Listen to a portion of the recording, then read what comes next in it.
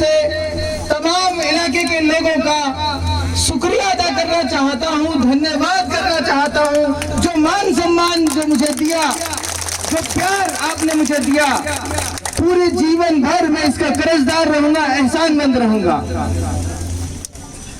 एक बात और नई हुई आज, मैं रात एक नेशनल चैनल पर इंटरव्यू में था, तो उस पैनल के इंटरव्यू जो ले रहा था उसने मुझसे एक सवाल किया कि चुनाव में बहुत पैसा लगता है, पैसा कहां से आएगा। मैं चाहता हूं उस व्यक्ति को धन्यवाद करें। जब मैंने चुनाव की शुरुआत की थी जनवरी में, लोड़ा गांव में मैं गया, लोड़ा गांव के एक जिम्मेदार ने मेरे हाथ में 50 रुपए का नोट रखते हुए कहा कि ये ले बेटा, मेरी तरफ से ये कंट्रीब्यूशन है चुनाव में तेरे लिए, ये चुनाव में मेरी तरफ से चंदा है तेरे लिए। वो 50 रुपए मैंने उससे गले लगाकर कहा, ये 50 रुपए मेरे लिए 50 करोड़ के बराबर है। और उसमें अल्लाह ने बरकत डाल दी, उसमें अल्लाह ने बरकत डाल दी। मैंने उस इंटरव्यू के पैनल में जो आदमी बैठा था, मैंने कहा ये कौम तो वो है जो वोट भी देती है और पैसे देकर चुनाव भी लड़ाती है। अल्लाह के दिया हुआ मेरे पास सब कुछ है, अल्लाह का दिया मेरे पास सब कुछ है, लेकिन जिस कौम का मैं बेटा हूँ, मुझे यकीन है वो कौम मुझे जिताने का काम भी करेगी और आगे बढ़ाने का काम भी करेगी। मैंने उस इंटरव्यू के पैनल के लोगों से कहा था कि देखना किस तरह ये कौम जब चुनाव के मैदान में उतरेगी। अभी आचार संहिता नहीं लगी है, अभी लोगों को डराने का काम कर रहे हैं, पुलिस भेजकर लोगों में भय पैदा करने का काम कर रहे हैं। साथियों, मैं देखता हूँ जब मेरे नौजवानों को, जब मैं देखता हूँ उस कौम के नौजवानों को जिस कौम के डर से जालिम अंग्रेज दिल्ली के दरवाजे बंद कर देते थे, उस कौम का नौजवान डरे, ये नहीं हो सकता, ये नहीं हो सकता, ये हरगिज़ नहीं हो सकता।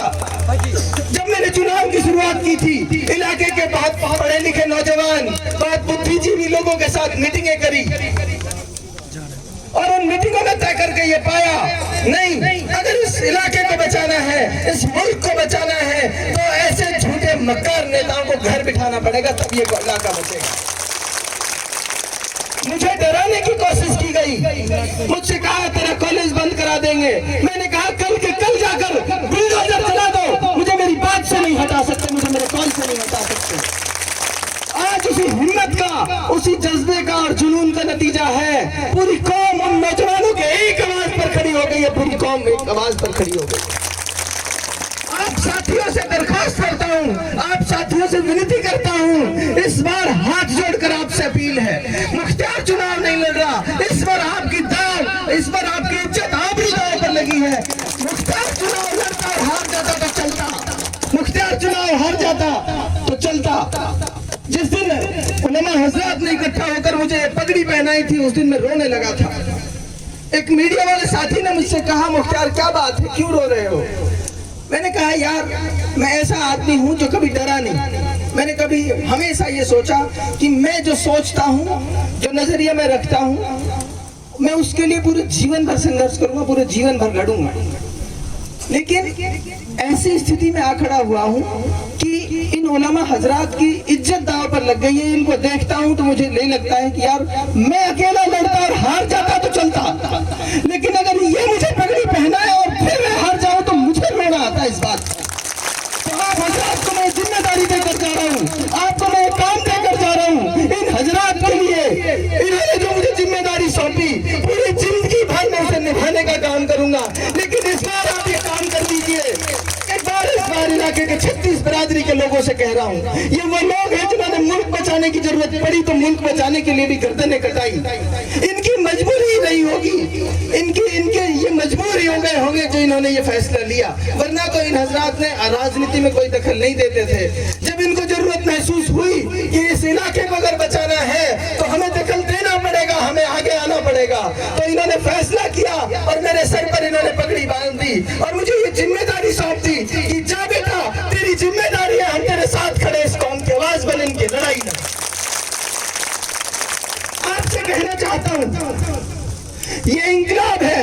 अगर अब की बार अटक गए, अब की बार हार के बैठ गए घर पे, तो मेरी और आपकी जिंदगी में ये दोबारा इंकलाब नहीं आना। मेरी और आपकी आवाज, मेरी और आपकी जिंदगी में तब्दीली के लिए आवाज दोबारा नहीं उठनी। इसलिए कहता हूं कि नमाजों को आज से और अभी से बुलंद कर दीजिए। आज से ही अपने रिश्तेदारों में, अपने मिलने वालों में, अपने जानकारों में इस बात की आवाज लगाइए कि नहीं, हमारी वोट से एमएलए बनता है, हमारी वोट से विधायक बनता है। इस बार हम हर हाल में तब्दीली करके रहेंगे। इस बार हम हर हाल में इस इलाके को गुलामी की इन जंजीरों से आजाद करा कर रहेंगे। इस बार हर हाल में आजाद करा कर रहेंगे। साथियों, मैं बड़ी जिम्मेदारी के साथ कहता हूँ, ये उलमा हजरात बैठे हैं, मैं अकेला ऐसा आदमी हूँ, मुस्लिम मेजॉरिटी की सीट है, लेकिन मैंने पहले दिन कहा पूरी जिंदगी किसी से धर्म के नाम पर वोट नहीं मांगूंगा, पूरी जीवन भर किसी से धर्म के नाम पर वोट नहीं मांगूंगा, लेकिन वोट मांगूंगा 36 बिरादरी के लोगों से जाकर वोट मांगूंगा।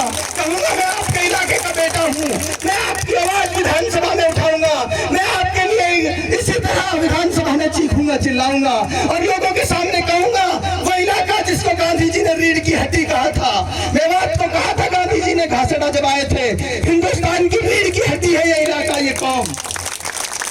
वो इलाका जो कभी रीढ़ की हड्डी होता था हिंदुस्तान की, उसको कमजोर कर दिया गया है। इसलिए मैं आपकी आवाज विधानसभा में जाकर उठाऊंगा और आपकी लड़ाई लड़ने का काम करूंगा।